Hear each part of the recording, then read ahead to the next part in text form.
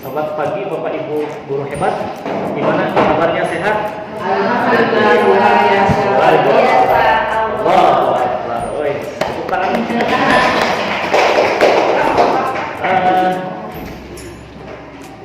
Tadi pembukaan sudah disampaikan oleh koordinator dari KB. Sebelumnya saya mohon izin kepada Bapak Ibu guru hebat yang ada di sini. Di sini saya menyampaikan beberapa materi, bukan berarti saya lebih hebat. Di sini kita hanya sharing saja. Yang sudah mendapatkan materi ini mungkin bisa mengingat kembali, bisa lebih hafal lagi. Kalau belum tahu, ya mudah-mudahan ini menjadi sebuah materi baru buat kita semua. Di sini saya akan menyampaikan tentang diseminasi aksi nyata. Ya, jadi kalau diseminasi itu dilihat dari bahasanya itu adalah menyampaikan, menyebarkan. Artinya di sini saya sedang menyampaikan tentang budaya positif. Kebetulan saya berkoordinasi dengan koordinator KB bahwa dari bidang KB itu bahwa sekarang program KB itu ada yang disebut dengan BKR ya Bu ya. Jadi BKR itu Bina Keluarga Remaja. Nah ini saya ingin sampaikan bahwa budaya positif ini untuk lingkungan kita kegiatan untuk bina keluarga remaja ini untuk budaya positif ini sangat penting ya, ini sangat penting sekali. Kenapa? Karena memang tujuan KB itu salah satunya adalah membuat bukan hanya keluarga berencana tapi keluarga bahagia ya Bu ya, keluarga bahagia. Nah, keluarga bisa jadi bahagia itu adalah keluarga dengan anak-anaknya yang bahagia, dengan ibunya, orang tuanya pun bahagia. Karena kebahagiaan orang tua itu adalah sumbernya dari anak. Nah, kenapa saya sampaikan budaya positif ini penting untuk disampaikan ke rekan-rekan guru yang ada di sini? Karena seyogianya kebahagiaan anak itu adalah bersumber dari cara kita sebagai guru, cara kita sebagai orang tua membuat mereka menjadi bahagia. Nah, mungkin di sini ya saya sedikit sampaikan tentang tujuan pendidikan. Ya, Bapak Ibu guru, punten mungkin di sini ada dari KB juga bahwa seyogianya yang wajib mendidik itu bukan kewajiban guru, ya.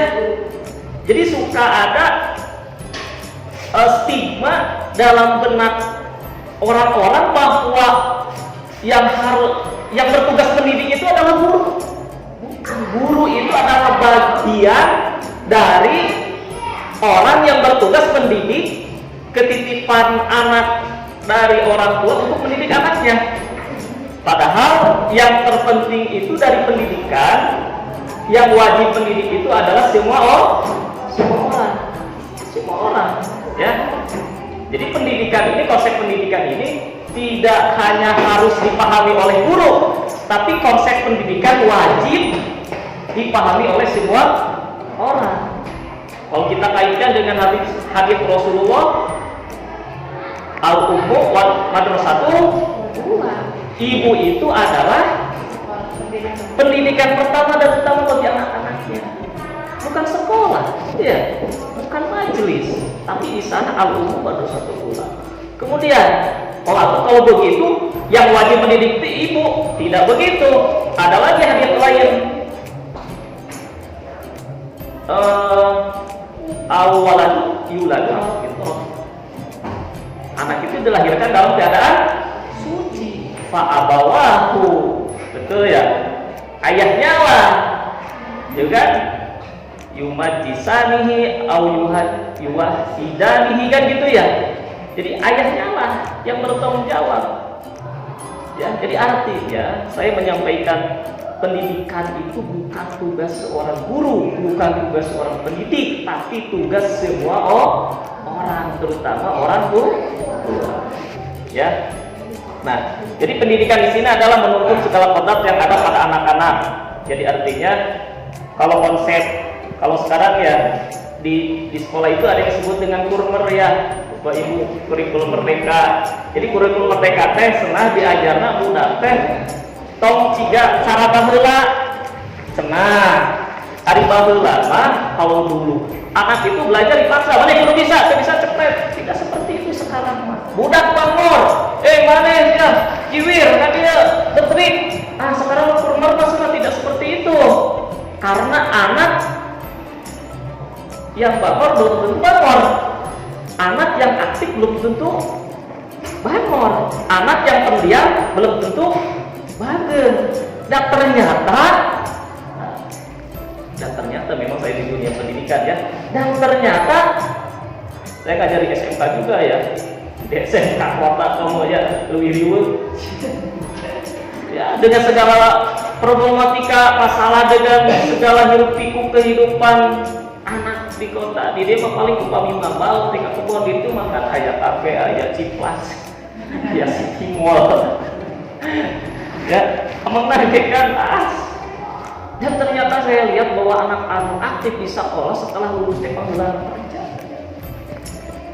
Dan kadang-kadang anak yang butuh buku di sekolah itu keluar sekolah kadang-kadang ada susah kurang. Artinya bukan berarti kita membiarkan mereka yang tidak baik di sekolah dan tidak mendukung mereka yang tidak baik di sekolah. Artinya kita di sini saya menyampaikan tentang budaya positif itu, kita sebagai pendidik, kita sebagai orang tua harus memperhatikan apa sih sebenarnya kelebihan anak kita, apa sih sebenarnya kekurangan anak kita, ya.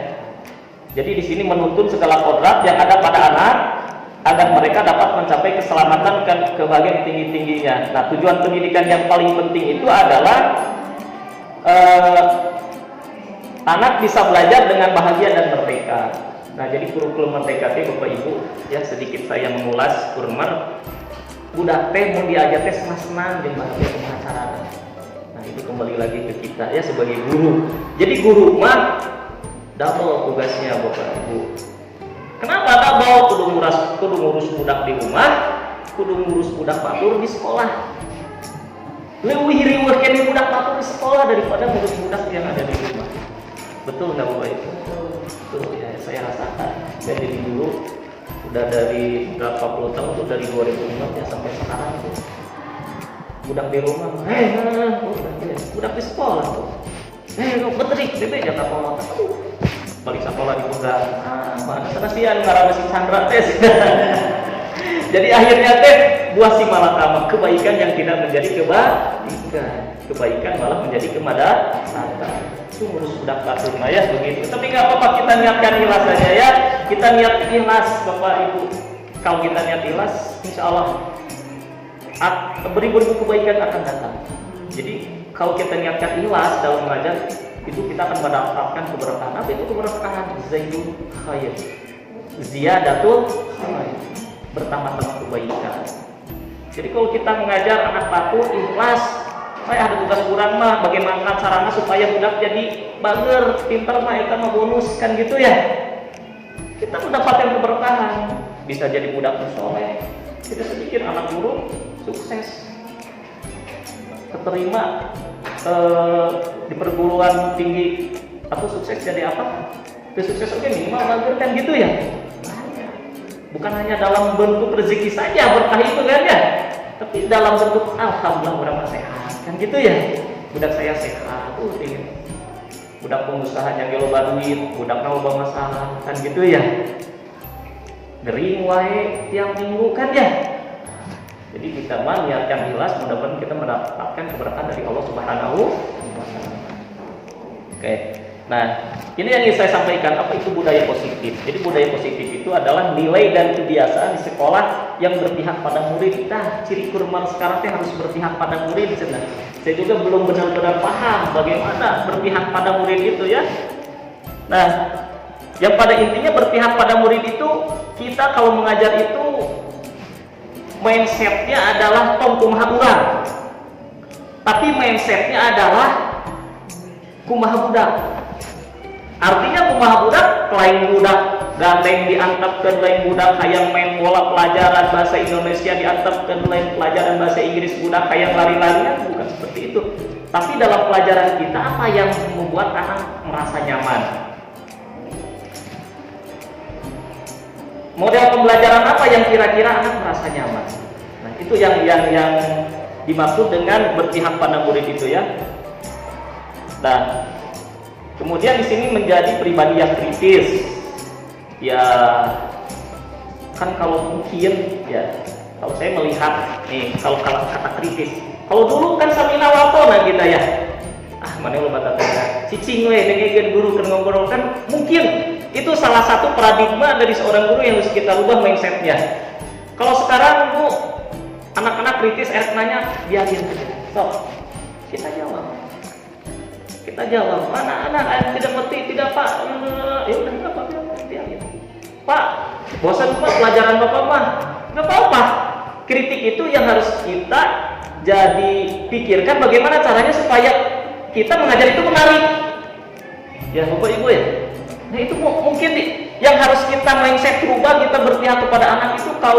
Kalau dulu dengan sekarang itu Sayyidina Ali menyampaikan didiklah anakmu sesuai dengan zamannya. Ya zaman dulu nggak bisa disampaikan, disamakan dengan sekarang. Kalau sekarang budak, mana ya betul ya. Kabur jangankan sama guru, nah sama kolotna ge kabur budak teu balik-balik saminggu atuh kolot deui nu lieur neangan ka mana.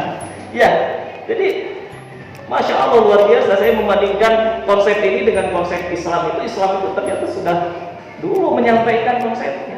Jadi Sayyidina Ali itu menyampaikan didiklah anakmu sesuai dengan zamannya. Di sini disampaikan berpihak pada murid. Artinya itu apa? Jangan seperti orang tua dulu.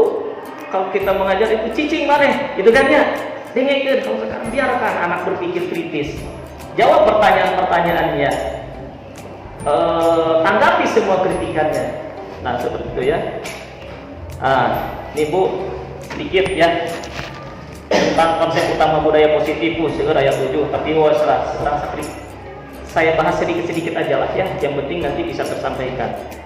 Nah, yang pertama itu ada perubahan paradigma belajar, yang kedua ada disiplin positif. Tadi saya udah ngobrol sama Ibu ya, bahwa sekarang itu problematika yang terpenting itu anak itu bagaimana supaya disiplin sekolah. Jadi udah jadi sariplin ya, susah sekarang itu. Nah, kemudian di sini ada kebutuhan dasar manusia. Nanti kita bahas. Jadi guru itu lengkap, salah satunya itu adalah guru itu harus jadi psikolog. Jadi guru itu harus punya ilmu kejiwaan. Iya betul, bukan ilmu kejiwaan jadi orang apa namanya tuh ciga siliwan atau siapa Joko Bobo, bukan ya. Jadi penerawan alam bawah sadar bukan, tapi alam jadi psikiater kita itu. Guru itu bukan tugasnya BK. Psikiater itu adalah semua guru harus memahami karakteristik anak gitu, ya. Kemudian motivasi perilaku manusia. Nah, ini kita harus memotivasi itu ya. Nah, nanti ada restitusi ya, ini mungkin yang banyak akan kita bahas tuh posisi kontrol guru. Nah, ini ya. Nanti yang sekarang kita akan banyak bahas itu ya. Kemudian di sini ada keyakinan kelas dan segitiga restitusi. Ya. Nah, kemudian di sini ada paradigma belajar ya, perubahan paradigma belajar. Dalam membangun budaya positif, sekolah dapat menyediakan lingkungan positif, aman dan nyaman. Jadi yang terpenting kita mengajar anak itu supaya gimana caranya anak itu merasa aman dan nyaman ketika belajar dengan kita. Makanya kalau sekarang Bu di Kober ya, di Kober itu anak itu lebih banyak mainnya daripada belajarnya. Dan memang seharusnya begitu kalau TK. Ya. Memang seharusnya begitu kalau di TK. Ada peribahasa kalau Kober itu bermain sambil belajar, bukan belajar sambil bermain. Makanya saya suka nanya ke istri saya, budak di naon wae di sekolah. asal loba PR itu kan gitu ya. Anak kalau ini bukan masaknya kan gitu ya, bukan masaknya. Jadi anak itu harus dibiarkan enjoy, harus dibiarkan bahagia, tapi dia mendapatkan pelajaran. Ya kan Bu ya? Kalau kobar itu kan dia belajar menghitung sambil nyanyi, gitu kan ya. Kalau apa itu sambil nyanyi, cepet kan dia tangkapnya ya.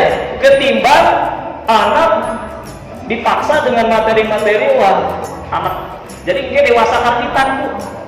Dewasa karbitan, can waktuna dewasa budak geus dewasa karunya. Ya.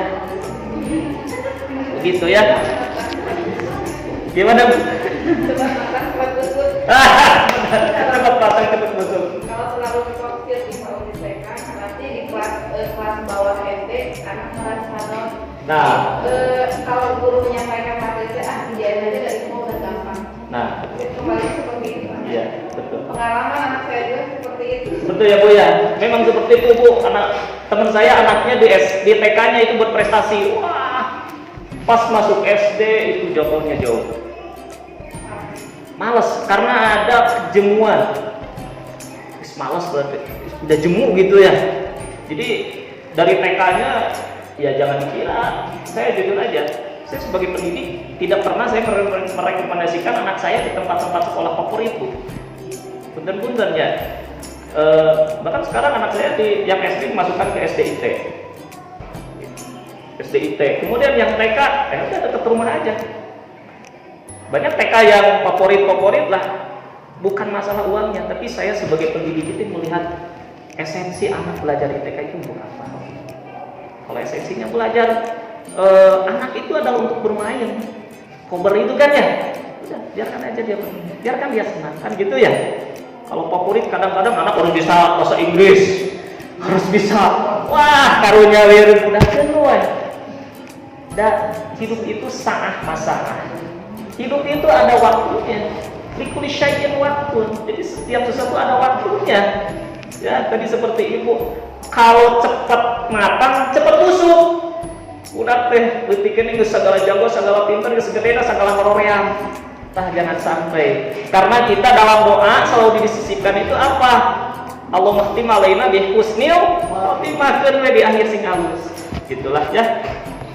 Baik, kemudian di sini ya disiplin sangat berkaitan dengan kontrol guru terhadap siswa. Nah, ini mungkin Bapak Ibu ya, ini yang penting nih, perubahan paradigma teori kontrol nih. Ada si Dr. William Glasser. Yang pertama, ilusi guru mengontrol murid. Nah ini sebuah ilusi ya. Memang kadang-kadang dokter pedagog sia juga itu guru untuk ada istilah gitu kan ya. Nah kita harus berubah paradigma itu teh. Kalau ada budak teh yang diajar, budak teh makhluk hidup, banyak keinginan, apa yang kita inginkan. Jadi ada mindset kita kan, kita kadang-kadang ya kita berbicara karena saya berhubungannya dengan KB. Jadi saya berbicara bukan hanya sebagai guru Bu, Pak, tapi saya berbicara sebagai orang tua juga. Kadang-kadang anak yang terlalu ditekan, ternyata di luar itu lupa pokoknya. Ya betul Bapak Ibu, kita sebagai orang tua nih, saya berbicara sebagai orang tua juga. Saya dulu jujur, anak yang pertama mungkin ternyata anak pertama itu semuanya begitu. Orang tua ke anak pertama itu karena mungkin ini adalah harapan kita ya, terprotek kita deh, benar ya Bu ya. Saya jujur kadang-kadang ngobrol dengan istri saya, kok kurang kan anak kahiji mah buat sok. Gak boleh, perfect gitu kan. Kita mempersiapkan untuk anak yang pertama tuh lebih perfect Bu. Anak pertama tuh harus gini, harus gini. Wah, beli main itu yang beli ini. Ternyata anak kedua biasa. Anak ketiga lebih biasa lagi. Ternyata kita nih mengontrol. Jadi ada keinginan, ada ekspektasi yang lebih tinggi, ya, tanpa memperhatikan bahwa yang kita hadapi itu adalah makhluk hidup yang punya keinginan yang sangat berbeda sekali. Nah, kita sebagai guru salah satunya di sini nih, jangan merasa kita guru bisa mengontrol murid. Artinya murid bisa hidup sesuai dengan keinginan kita, ya. Nah, kemudian ilusi bahwa semua penguatan positif efektif dan bermanfaat. Nah, artinya di sini mungkin bahwa penguatan positif kayak gini ya, penguatan positif itu. Anak-anak, siapa yang bisa menjawab, ibu kasih hadiah. Tidak semua kita memberikan kebaikan itu menjadi sebuah kebaikan. Kadang-kadang kita membuat kebaikan bisa menjadi kemudaratan tadi kan ya. Budak, anak yang setiap kali saya berbicara sebagai orang tua, setiap kali kita suruh diiming-iming, sok pengulikan anu ke ibu di pasihan jajan saribu. Misalkan anak setiap mau melakukan sesuatu, kalau tidak ada reward, dampak negatif. Nah ini bu. Jadi bahwa penguatan positif efek itu tidak berarti bermanfaat, tidak semuanya. Ya. Nah kemudian di sini ilusi bahwa kritik dan membuat orang bersalah dapat menguatkan karakter, tidak tentu juga. Mana yang mau bohong wae?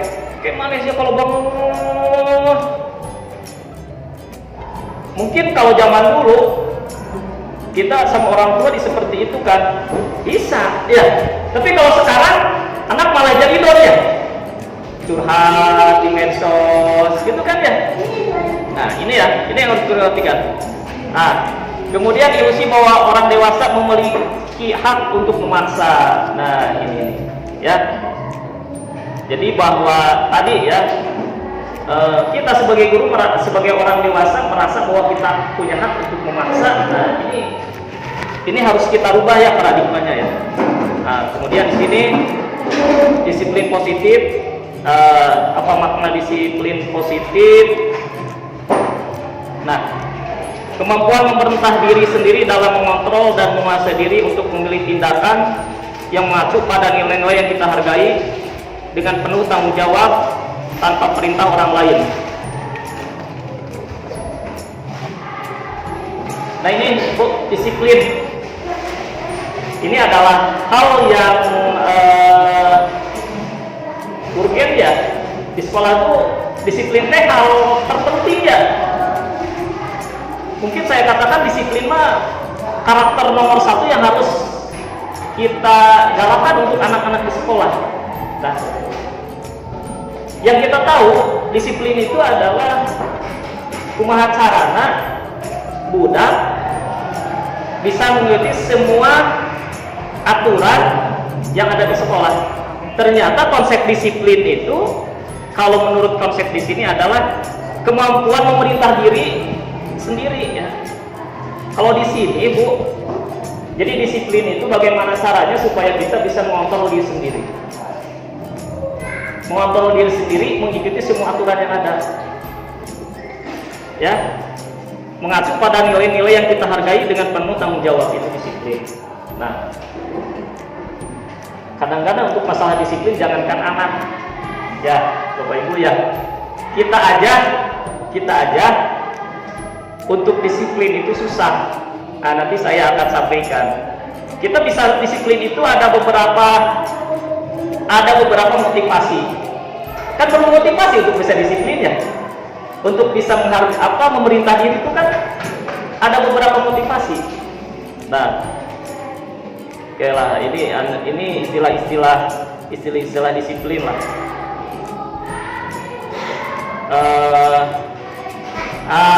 Nah ini nih ya. Jadi kalau disiplin itu disiplin dari membuat orang menggali potensinya menuju sebuah tujuan apa yang dihargai. Namun dalam budaya kita nih yang jadi catatan, makna kata disiplin telah berubah menjadi sesuatu yang dilakukan seseorang pada orang lain untuk mendapatkan kepatuhan. Nah, poin pentingnya adalah kepatuhan bu.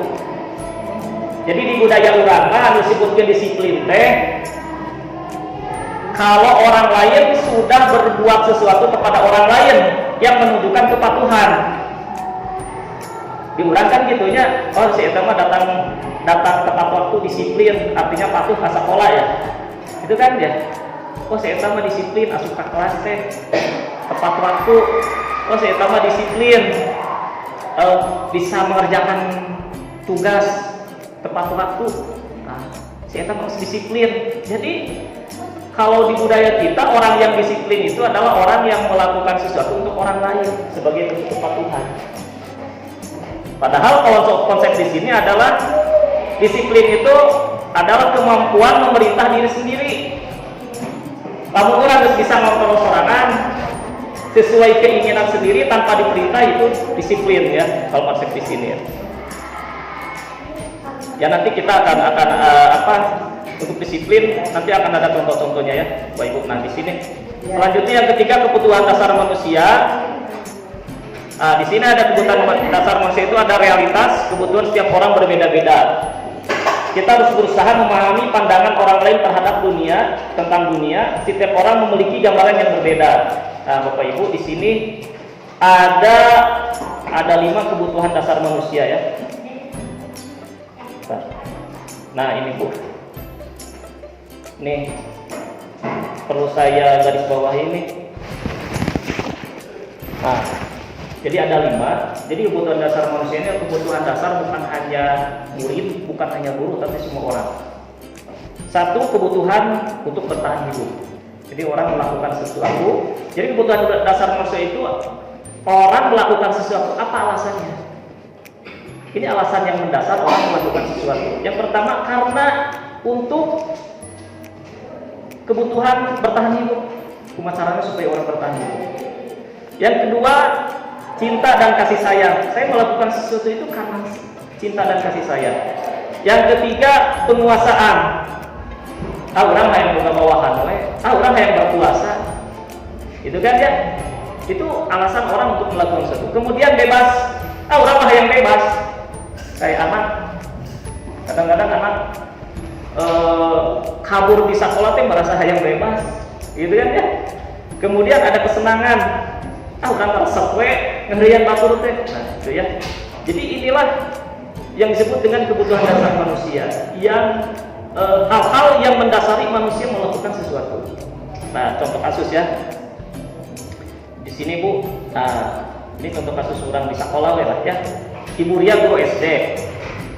Ibu Ria guru kelas 6 di SD Permai dan bingung menghadapi ulah salah satu murid di kelas bernama Agus. Beberapa anak telah datang dan mengeluhkan Agus yang seringkali meminta bekal makan siang mereka dengan paksa. Nah, jadi ayah si Agus Bu di SD teh, Ibu Ria dia ngurus si Agus teh. Sebab si Agus ketemana sok maksa minta makan siang. Nah, jika Anda menghadapi situasi seperti Ibu Ria, apa yang Anda akan lakukan? Menurut Anda kira-kira apa alasan Agus melakukan hal itu? Nah, ini Bu, Pak ya. Dalam konteks penerapan disiplin positif, Ibu Ria sebaiknya mencari tahu dulu Bu. Nah, jadi orang teh kamu itu kudu loba tabayun, jangan aya nama. Harus banyak klarifikasi, jangan cepat menjudgment. Erek murid, erek anak sorangan. Nah, di sini nih, yang pertama, alasan pertama, Agus lapar dan orang tuanya tidak membawakannya bekal makan siang. Jadi alasan pertama teh bisa si Agus teh karena kebutuhan hidup survival, orang tua teu mampu mere sarapan, si Agus maksa minta ka muridna. Nah, begitu. Ya. Yang kedua bisa Agus teh karena butuh cinta dan kasih sayang. Jadi si Agus teh hayang perhatikan kubu baturan kan sok hayang kitu. Jadi budak bangor teh tidak sepenuhna bangor, hayangnya diperhatikan. Ya, jujur aja kadang-kadang saya kalau anak sendiri ari di kerja masuk angkanya Bu. Jeung kolota sok rewel. Kebanyakan itu. Kebanyakan. Jadi kan kita misalkan nih anak-anak kita nih, misalkan ada anak asuh, jeung ngasuhna masuk kantongnya, kasih kolot sok rewel. Kita jangan langsung menjudge. Mungkin aja anak itu ingin perhatian dari orang tuanya, dia butuh cinta dan kasih sayang. Kayak bisa aja seperti itu. Jadi tidak semuanya murid orang numbang teh kerja pelutak peletuk ketika emosi main nampiling udah jatuh. Tapi tidak seperti mungkin dia tuh pengen ditanya sama kita dulunya. Oh nah, kenapa sok sini? duduk di depan, apa yang tidak kamu pahami dan sebagainya. Yang ketiga, itu dia merasa hebat karena temannya jadi takut dan menuruti keinginannya. Nah ini banyak bu ya, jadi masalahnya segitu. So kayak budak teh ngerasa hayang berkuasa, ngerasa hayang disebut paling jagoan di kelas kan ada ya, nggak jeger lah ya, gitu ya. Ini adalah salah satu motifnya karena power. Yang keempat, Agus merasa bosan dengan bekal yang dibawakan orang tuanya karena selalu bekal yang sama, freedom, ingin kebebasan. Jeung ceplok nog deui, jeung ceplok nog deui we. Padahal kalau teh mampuna teh jeung eta. Kasih teh yang bebas, mentaan bekal ke orang lain ya. Kemudian yang kelima, bisa aja Agus hanya iseng dan dia menikmati ekspresi wajah temannya yang kesal. Ini hanya untuk kesenangan, kan ada ya, Bu, Pak. Jadi kadang-kadang anak itu karena yang senang-senang nggak ganggu batur deh, ya. Oke, kemudian di sini ada hukuman dan sanksi. Nah, ibu bapak ibu, mungkin di sini hukuman dan sanksi ada konsekuensi. Nah, ini harus kita perhatikan. Nah, ini ada salah satu contoh. IPA kurang mengasih pelajaran matematika sehingga pada saat pelajaran tersebut berlangsung dia lebih banyak berdiam diri atau menggambar di buku pelajarannya. Pada saat guru matematikanya Pak Seno menanyakan pertanyaan IPA menjadi gugup, nah, dan tak sengaja menjatuhkan tasnya dari kursi, tiba-tiba menjadi gagap pada saat berupaya menjawab. Seluruh kelas pun tertawa melihat perilaku IPA yang bicara gagap dan terkejut tersebut. Pak Seno pada saat itu membiarkan teman-teman IPA menertawakan IPA yang tergagap dan malu luar biasa, dan malahan minta IPA untuk maju ke depan dan berdiri di depan kelas sambil menunjuk hidungnya karena tidak bisa menjawab pertanyaan Pak Seno. Kelas makin gaduh dan anak-anak pun tertawa melihat IPA di depan kelas memegang ujung hidungnya. Nah, nih Bapak Ibu ya, ini orang kadang-kadang melihat banyak kasus seperti ini. Jadi pelajaran matematika ceritanya ada IPA, namanya IPA. Di pelajaran matematikanya si IPA ini sedang pelajaran langsung teh malahan si IPA mah ngagambar di bukunya. Nah, Pak Seno sebagai guru matematika melihat kejadian seperti itu nyamperkeun, ya, nyamperin si IPA. Pas ditanya si IPA rewas gugup sampai ke jantung bukunya. Nah, teman-teman IPA itu menertawakan. Teman-teman IPA menertawakan si IPA ya. Nah, si IPA seperti itu karena malu. Nah, malahan Pak Seno ini meminta IPA untuk maju ke depan dan berdiri di depan kelas sambil menunjuk hidungnya karena tidak bisa menjawab pertanyaan Pak Seno. Nah, menurut Bapak Ibu nih pertanyaannya, apakah Anda setuju dengan tindakan Pak Seno terhadap IPA? Jadi di pertanyaannya teh aja budak tidak memperhatikan pelajaran urang. Pas budak disamperkeun, budak teh kaget. Daerah nanti kamu urang bukuna disingsirikeun ku teman-temanna. Pak Seno teh si guru teh malah ngahajakeun. Budak teh sengaja disingsirikeun ku teman-temanna. Eta budak dibawa ke depan. Berdiri sambil menunjuk hidungna. Tak kira-kira menurut urang setuju teh tindakan guru itu? Oh, enggak Ibu. Saha anu biasa menjawab alasannya kalau tidak setuju. Setuju Bu? Tidak ya? Kenapa Bu tidak setuju? Cari tahu dulu akan masalahnya anak, maka tidak belajar matematika. Iya. Ada imbasnya anak karena ditertawakan oleh murid-muridnya? Ada imbasnya nggak? Ada. Ada. Benar. Anak bisa jadi down yang malunya. Terus ya, Bu Pipit, budak kalau Bu Pipit posisi seperti anak itu baik-baik pelajaran matematika tuh nggak bakalan datang lagi. Mau diajar matematika teh, ya kerja matematika teh yang setan geus tambah guruna pilar rupanya. Tambah mendapat pengakuan yang seperti itu. Nah, Menurut Anda tindakan Pak Seno terhadap IPA adalah sebuah hukuman atau konsekuensi? Mengapa? Nah, kayaknya Bapak Ibunya. Ini jeung abdi urang sasarangan urang sharing, urang teh menindak anak ya. Ia teh hukuman apa konsekuensi? Jantan ada konsep baru ternyata. Saya juga baru tahu ya. Jadi kan orang masuk manusia dihukum kan gitu ya. Ternyata ada satu konsep lagi, bukan hukuman tapi konsekuensi. Nah, apa itu ya? Nah, kenapa? Oh, ya rada alif ya. Nah, kita lihat ya perbedaan hukuman dan konsekuensi nih, Bapak Ibu. Tina alif teuing ya, abi ngartina gambar. Hukuman, sesuatu yang menyakitkan harus terjadi. Jadi kadang-kadang orang yang mau puas budak, dicibit jika abi kapungkur bu. Ya, ulang ngaos di madrasah cibit betul nanti dijibir di kumaha tapi ka protes kalau tak tidak memang salah gitu ya, walaupun alasannya yang benar tapi caranya yang salah. Nah, konsekuensi sesuatu harus terjadi. Hukuman tidak nyaman untuk murid anak untuk jangka waktu panjang, kenyamanan itu jangka panjang bu. Hari konsekuensi tidak nyaman untuk anak itu jangka waktu yang pendek. Kemudian hukuman korban mendapatkan keadilan, kalau konsekuensi korban bisa diabaikan. Hukuman murid akan tersakiti, murid akan dibuat tidak nyaman. Hanya tidak nyaman saja konsekuensi. Perilaku pasif agresif meningkat. Nah, kalau konsekuensi penguatan hanya bertahan dalam jangka waktu pendek. Nah, jangan terlalu cepat menghukumi anak. Iya mah, kita berbicara sebagai orang tua, kita berbicara sebagai guru.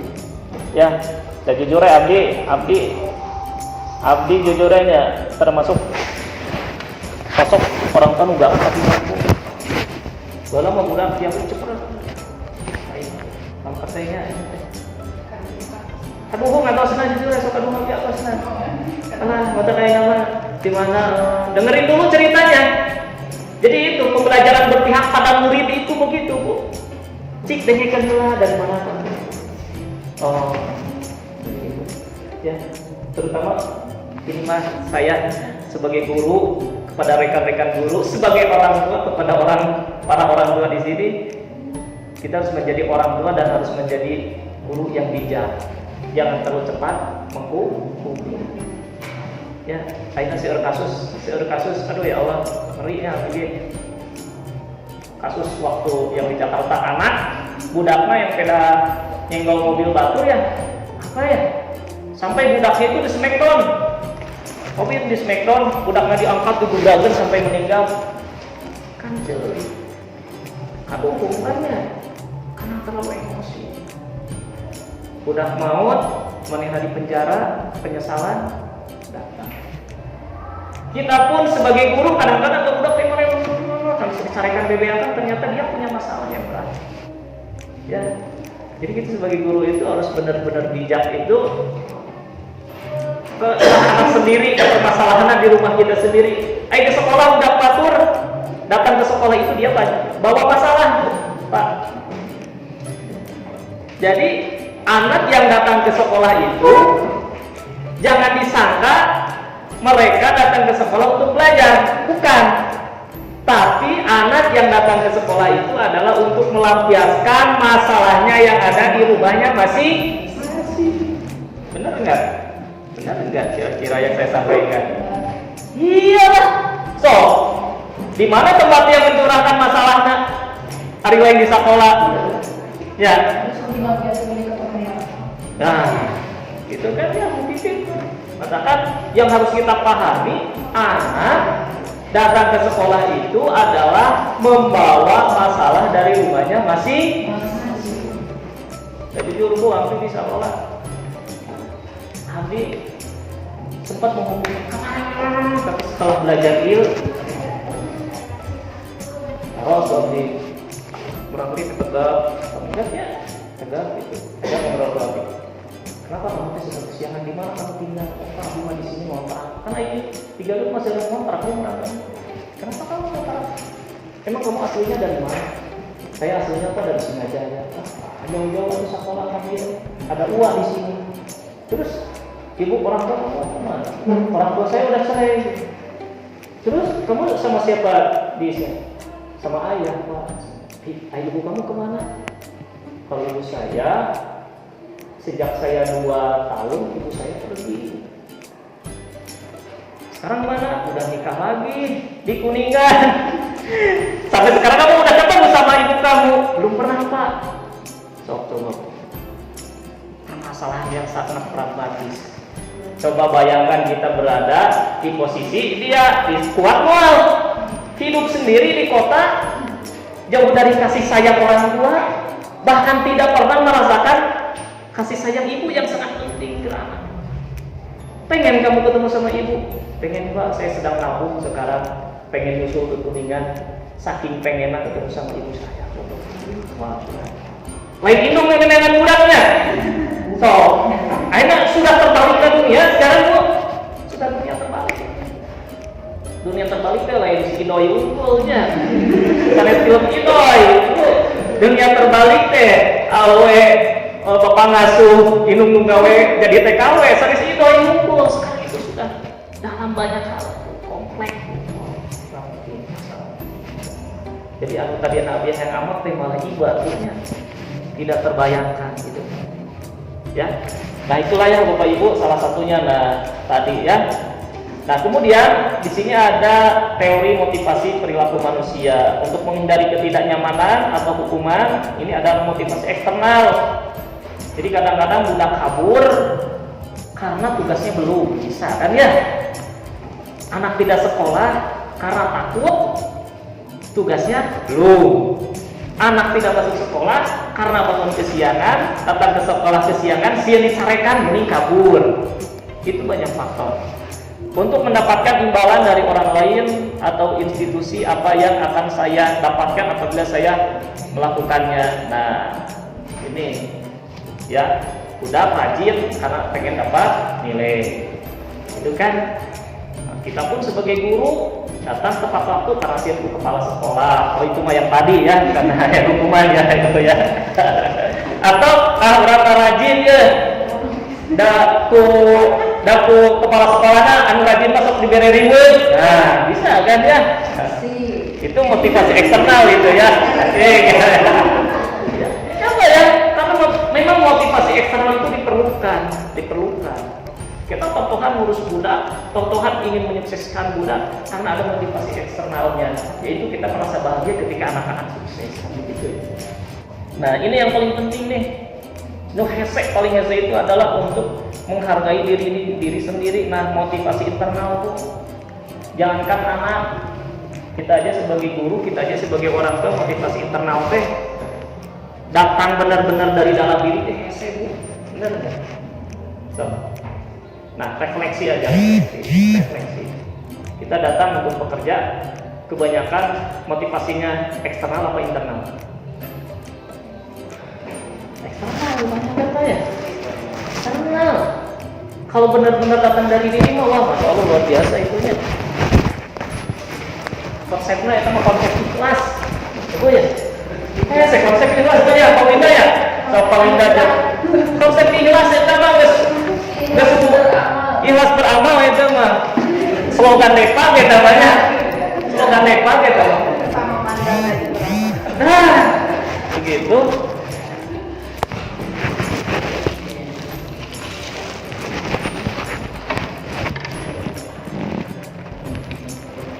Ya, ini motivasi internal nih ya. Nah, baik Bapak Ibu. So, kita berlatih nih ya. Ini hukuman atau konsekuensi. Jadi saya sampaikan lagi sedikit, kalau hukuman itu datangnya secara tiba-tiba, refleks, tidak direncanakan. Budak datang kesiangan, langsung suruh lari 100 kali. Itu hukuman. Kalau konsekuensi, ya, konsekuensi itu sebelumnya ada kesepakatan. Kamu di pelajaran Bapak ada janjian dengan murid-murid. Mungkin kalau ibu kepala sekolah Ya Bu ya, ada kesepakatan dengan guru-guru yang datang kesiangan, yang tidak masuk kelas, yang tidak masuk kelas, tidak memberikan tugas, itu harus punya konsekuensinya apa yang harus kita lakukan. Itu beda. Kalau konsekuensi itu ada kesepakatan. Kalau kita ke siswa, kamu datang kesiangan, konsekuensinya kamu apa? Jadi anak itu dibelajarkan untuk tanggung jawab. Ini konsekuensi. Nah, kalau hukuman itu sepihak, kurang-kurang. Mana itu adalah hukuman. Tadi hukuman. Tapi kalau konsekuensi dengan sendirinya motivasi internal, orang apa yang harus kita lakukan? Murid datang kesiangan karena sudah ada kesepakatan, dia tahu konsekuensinya harus ngapain.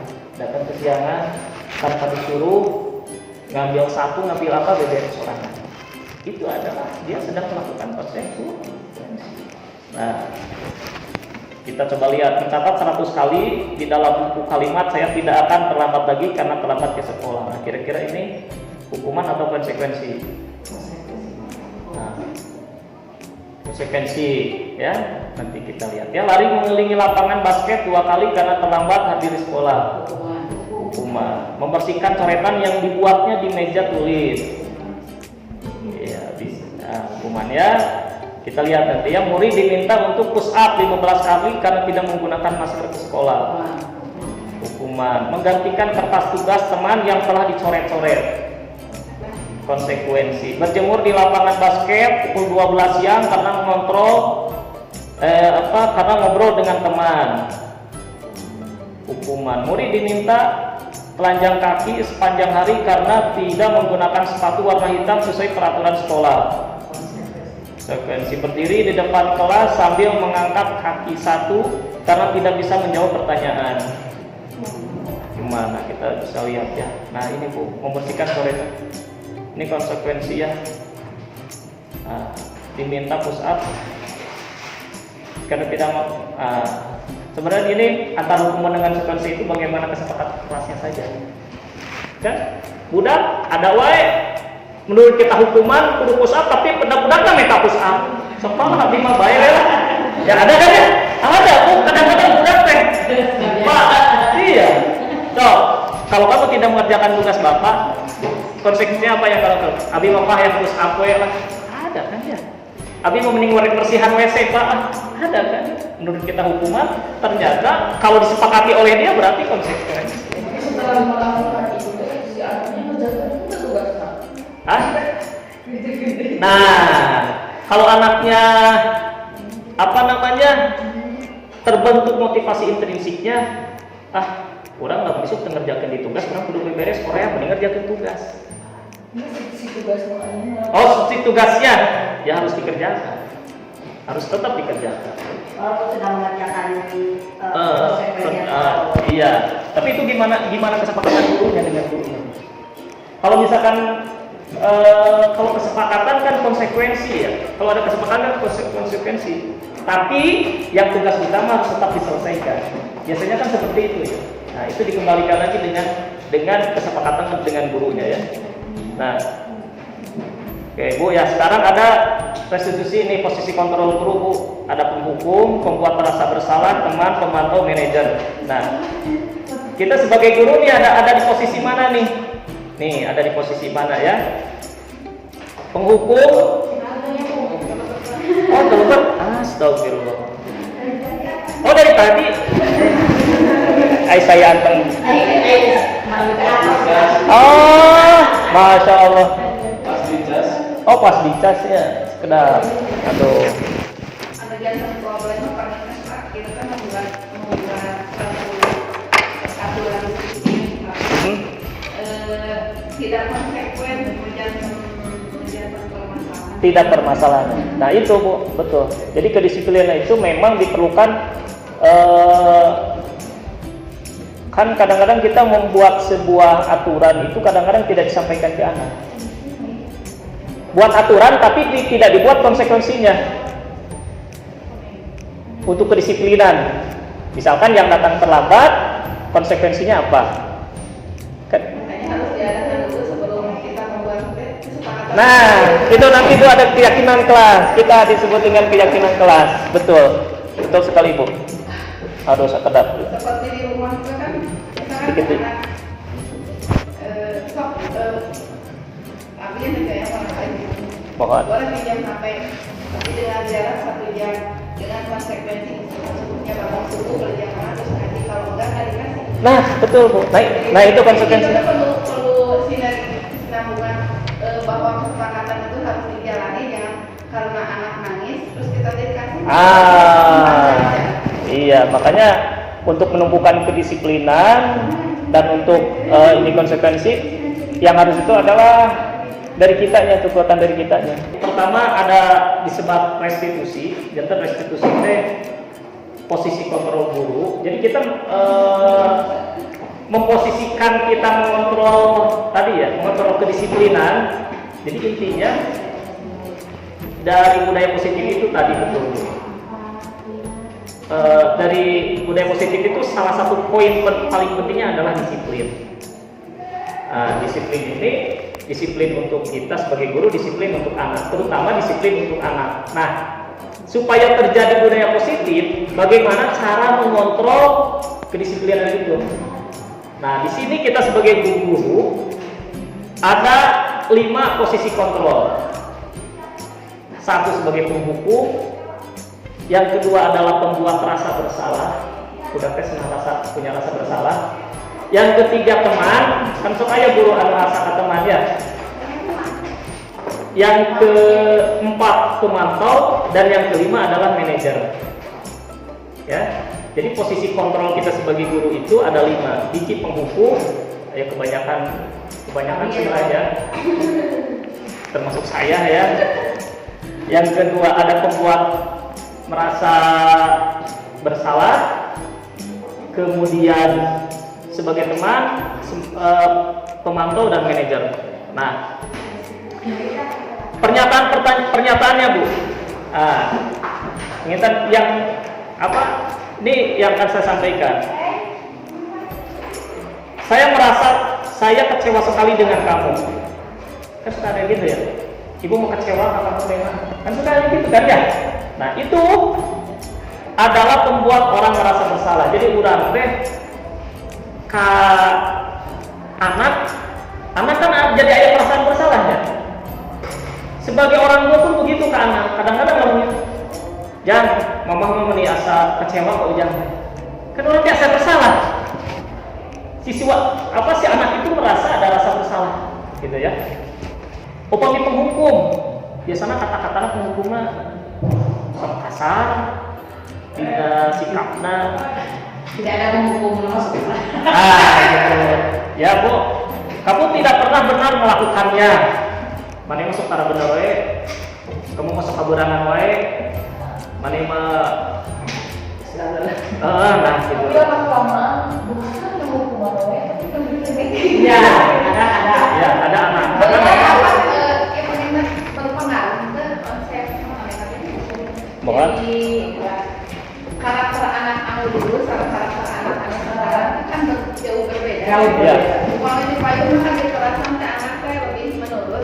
Nah. Umpamanya karakter orang kali ayeuna lebih di kelas sampai Lebih sekarang lokasi misalkan 3 besok lagi kalau salah teh harus kita kan meningkatkan hukumannya kan lebih setingkat lebih tinggi lagi.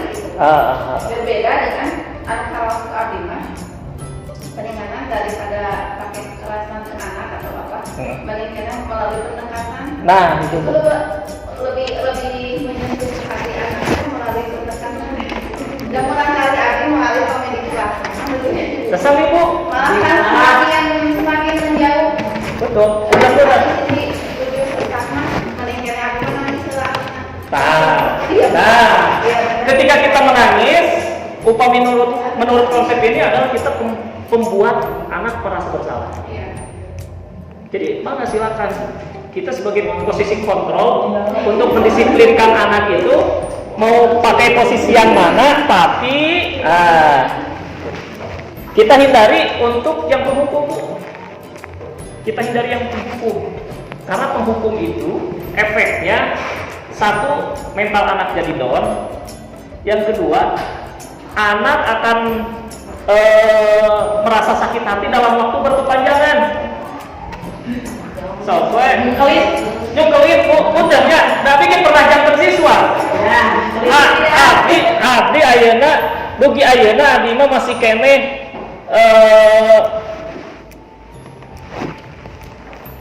tercatat di otak teh ke SMA aya guru fisika nu galak na kacinta. Upami teu apal, teu beres tugasna, upami teu bisa disuruh kapayun kana bor, suruh ngerjakeun terus anjeunna ngaleng. Salah vlog. Terus anu tertanam dina benak abdi satu itu ya, jadi orang pikir kalau guru ini ingat tuh killer ya gitu keur bahasa pelajaran dengar sih galak deh orangnya yang dipahamkan kata bicarakan. Jadi ada penghukum, ada pembuat merasa bersalah, terus ada teman, ada pemantau, ada manajer. Kurang sebagai guru untuk mengontrol tadi budak yang melanggar kedisiplinan atau kesalahan anak itu harus pintar-pintar kita menyimpan posisi kita. Itu pasti mah lamun kita menempatkan sebagai penghukum tidak efektif. Yang ada itu anak malah semakin brutal. Bisa dengan membuat orang merasa bersalah. Tadi ya Bu ya, buat murid atau buat anak kita sendiri. Membuat merasa bersalah, ibu kecewa dengan kamu nak. Yang ibu bayangkan kamu itu adalah seperti bula-bula yang ibu harapkan kamu ternyata kenyataannya adalah kamu seperti ini. Ada yang anaknya mikir oh benar merasa bersalah. Atau yang kedua kita sebagai teman, bisa aja ya sebagai teman. Kan sepertinya untuk saat ini budak besok Culangung, ya kan? Sok Culangung Bu. Abdi ki mencoba dengan metode sebagai teman teh. Nak, kamu dari mana? Udah pilih wangi ke orang teh. Wadi ngaleng, ada diajar besok.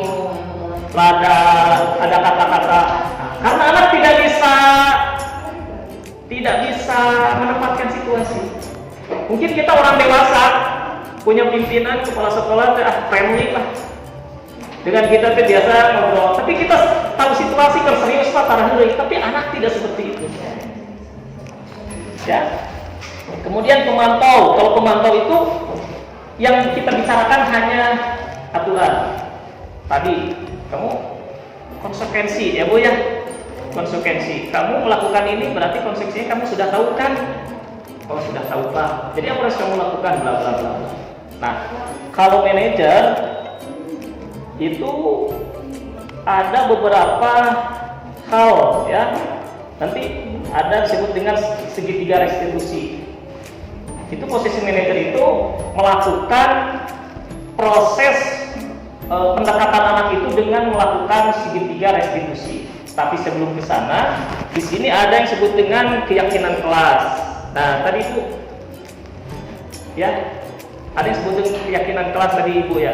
Jadi keyakinan kelas itu kalau kita biasanya disebut dengan peraturan kelas, kesepakatan kelas, kesepakatan belajar. Kesepakatan kelas biasanya dilakukan oleh siapa Bu? Guru dan murid. Kalau di SMP, SMK itu biasanya oleh walas, ya kesepakatan kelas. Tapi bagaimana dengan guru pelajaran? Nah itu biasanya disebut dengan kesepakatan belajar. Kalau belajar dengan bapak, belajar dengan ibu, kita sepakati ya seperti ini. Gimana kalian setuju nggak? Setuju Pak. Yang tidak mengerjakan tugas, konsekuensinya apa? Nah, itu kadang kesepakatan kelas. Kesepakatan belajar. Di awal dibuat di awal. Ini wajib dilakukan. Keyakinan kelas ini wajib dilakukan dengan tujuannya ada ya satu kali dilakukannya pas kita masuk. Kita sebagai walas bikin kesepakatan kelas. Kesepakatan kelasnya apa? Misalkan biar kita belajar merasa aman nyaman, kelas harus bersih. Nah, dibentuk kelas piket. Sepakat? Yang tidak melakukan piket, gimana konsekuensinya? Kita sampaikan di awal. Jadi jangan sampai kita sebagai penghukum budak kita piket tanpa ada kesepakatan kelas, kamu kamu piket bayar 5.000, bayar 10.000, atau kamu beresin satu orang. Nah itu kan beda kalau kita sudah disepakati. Nanti anak melakukan sebuah, bukan hukuman, melakukan sebuah konsekuensi. Nah itu ya Bu, keyakinan kelas. Nah keyakinan kelas dibuat dengan nilai-nilai kebajikan atau prinsip-prinsip universal yang disepakati bersama secara universal. Jadi disepakati bersama ya. Nah kemudian di sini ada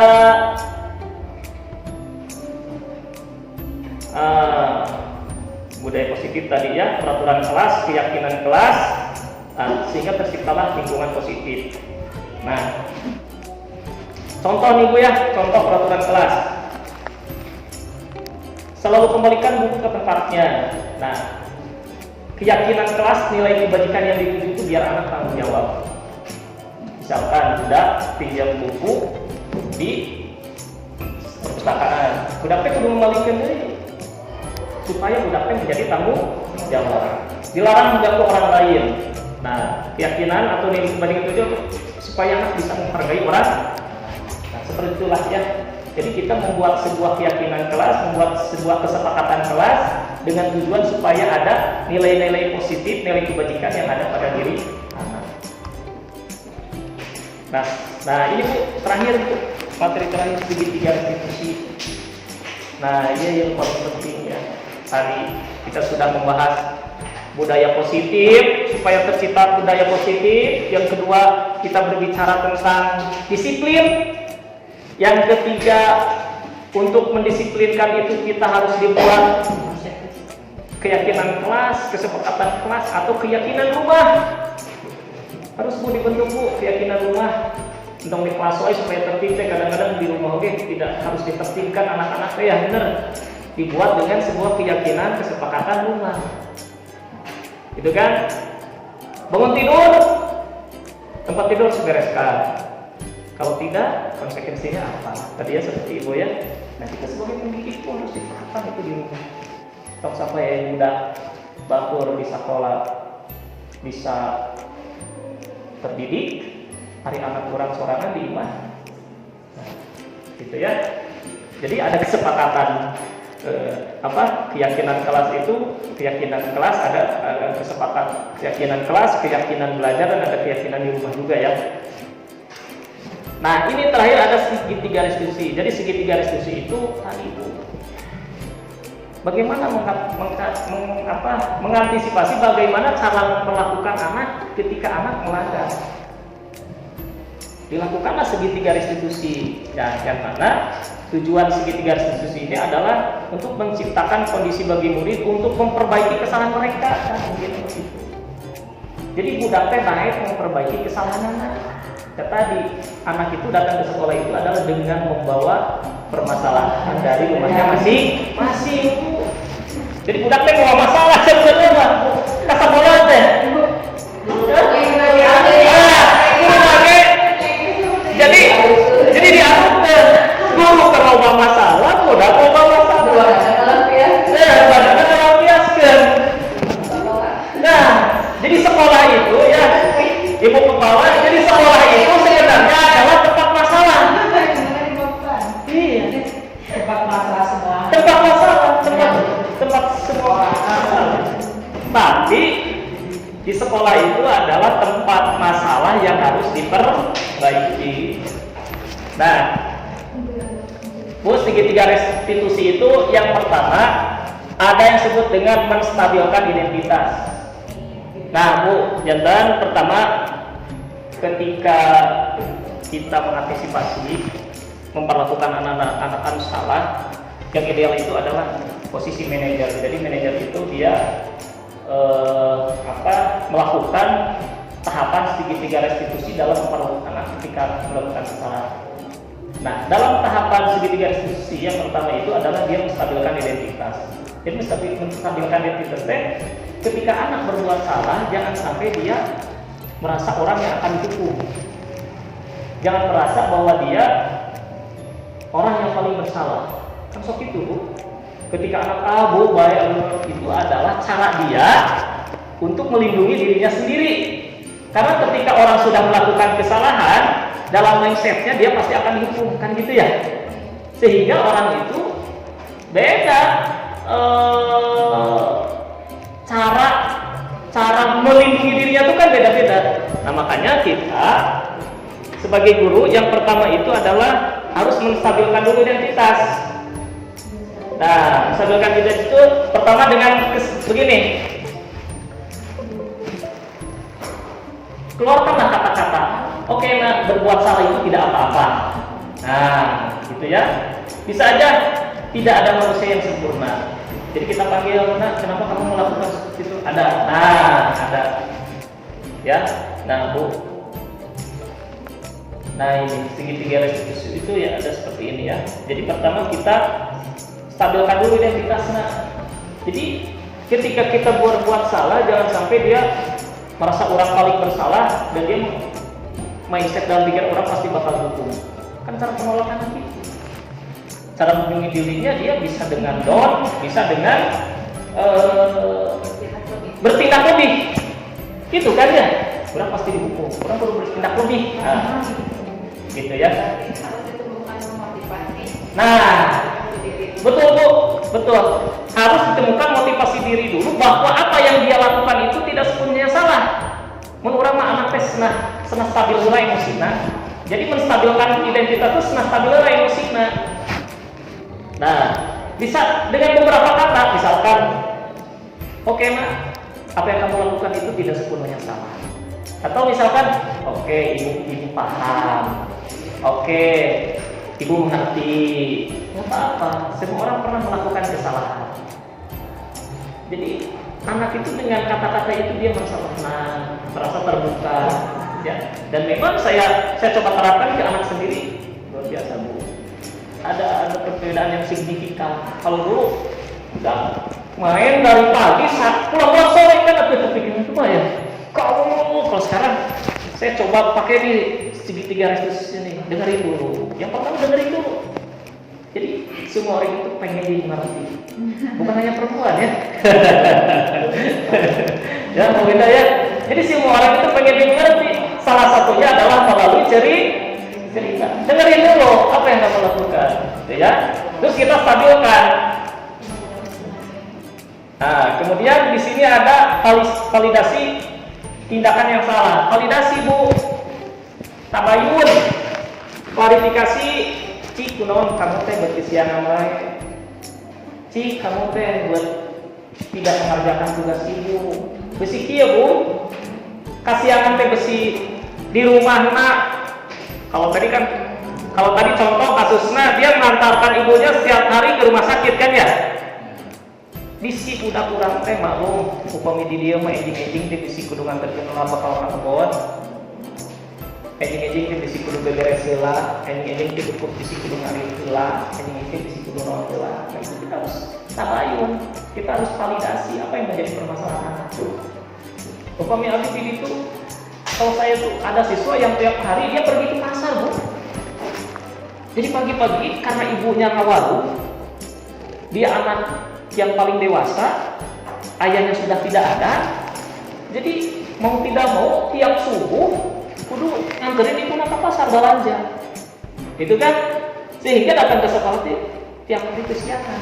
Padahal ada anaknya dong cerita. Nah, karena itu ada anak yang memang introvert. Iya, jadi kulit guru BK. Iya. Iya, nah itu salah satunya tuh karena melakukan karena si BK itu kan dia psikiater dipelajari. Nah kita pun jadi guru tuh seperti itu. Tiga guru BK ini minimal kita tuh merasakan dulu nih melakukan segitiga restitusi lah. Suka nggak jawab tapi curi juga. Nah itu. Ya itu Bu Pipit. Jadi tadi. Iya. Cara melepaskan kanan itu. Jadi ketika. Nah. Iya Pak. Jadi kalau tadi kuku mahal tapi kalian nangis. Nah itu.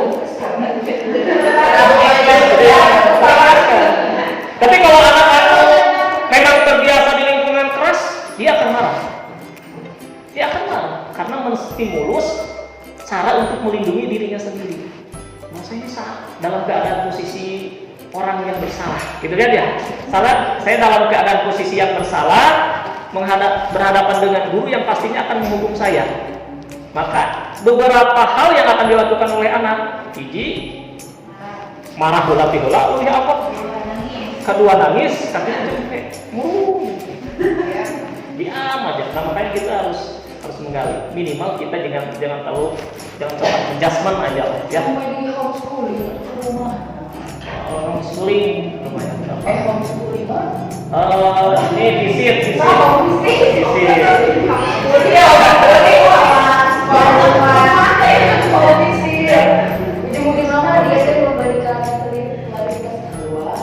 Iya, jadi itu yang mungkin.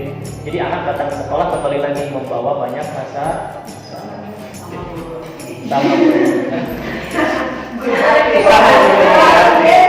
Koyangnya orang geus uruskeun budak sorangan, can dapur, can masalah ge lah geus di dieu.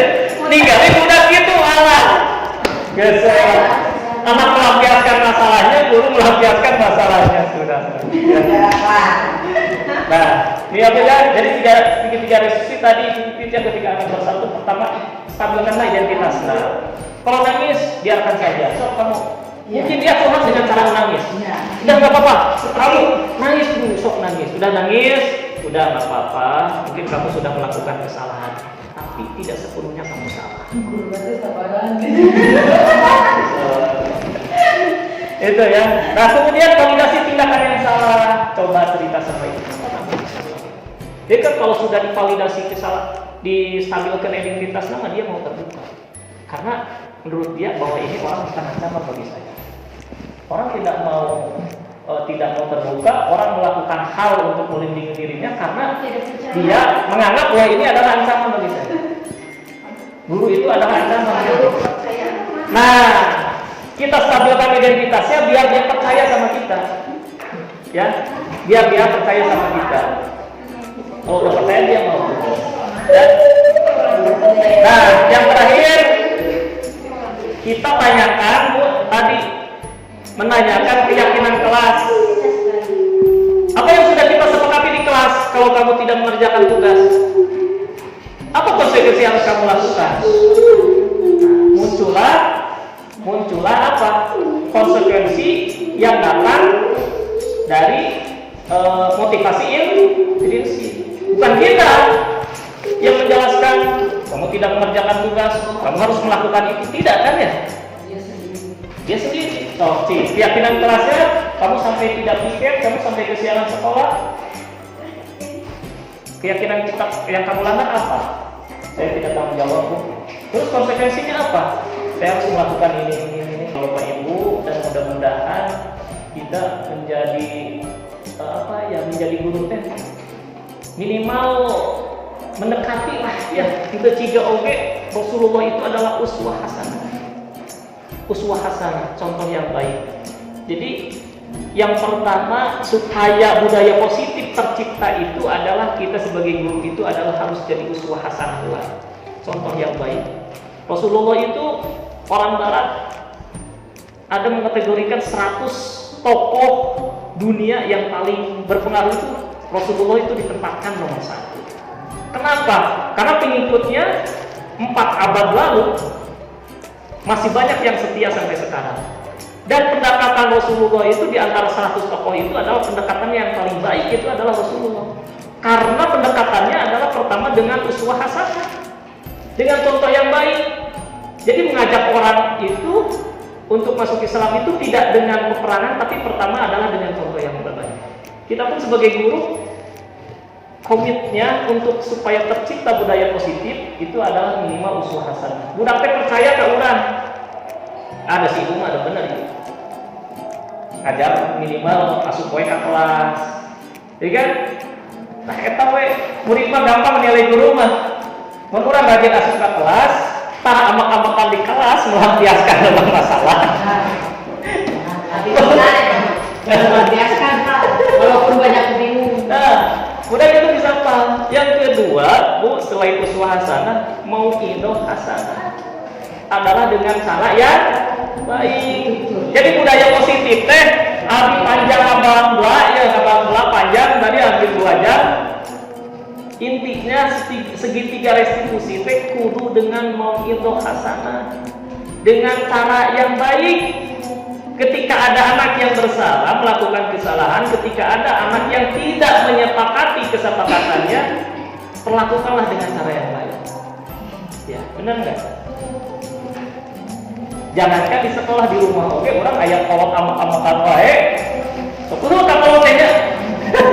Ayat nanti kabur nih, ngomong udah batur. Yang di rumahnya juga membawa bahasa.